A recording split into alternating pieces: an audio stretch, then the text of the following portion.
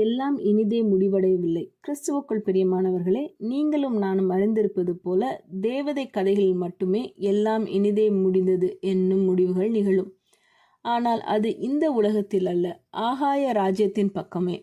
சகோதரி நான்சி மற்றும் அவரது கணவர் ராபர்ட்டும் you can trust God to write your story என்ற புத்தகத்தை எழுதும்போது ரேக்கல் என்ற பெண்ணை சந்தித்தார்கள். அவர் காதலித்து திருமணம் செய்து கொண்டவர். ஆனால் அந்த திருமணம் எல்லாம் இனிதே முடிந்தது என்பது போல இல்லை. அவரது கணவர் இவர்களை மிகவும் கட்டுப்படுத்துவார், கோபப்படுவார் மற்றும் விளையாட்டு நிகழ்ச்சியை பார்ப்பதற்கு அடிமையாக இருந்தார். அவர்கள் தனது கவலையை உள்ளே திணித்து உண்மையை பிறரிடம் மறைத்தார்கள். அவர்கள் கவுன்சிலிங் கூட சென்றார்கள். ஆனால் எல்லாம் கைமீறி சென்றது. மேலும் திருமணம் அவர்கள் விரும்பாத விவாகரத்தில் முடிந்தது. அவர்கள் அதை தவிர்க்க பெரிதும் போராடினார்கள். அப்படி இருந்தும் அவர்கள் இன்னும் கடவுளை நம்பி வாழ்கிறார்கள். இந்த உலகத்தின் கஷ்டங்கள் தற்காலிகமானவை என்றும் அவர்கள் அனுபவித்த அனைத்து வேதனையும் அவர் பரம மணவாளனான கிறிஸ்துவுடன் நிலைத்திருக்க தயார்படுத்துகிறது என்று அவர்கள் உறுதியாக நம்புகிறார்கள்.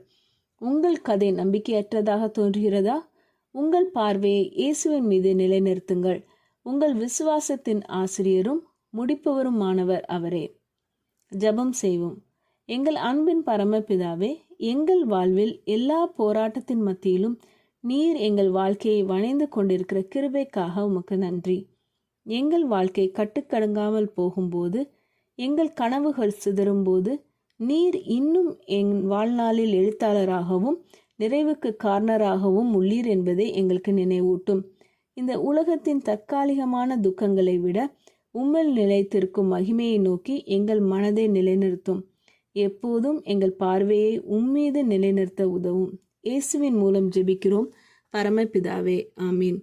இந்த மெசேஜ் 18 ஜூலை 2022 நான்சி டிமோஸ் வோல்கமோத் அவர்களின் இயேசுவை தேடி என்ற புரோகிராமிலிருந்து எடுக்கப்பட்டது.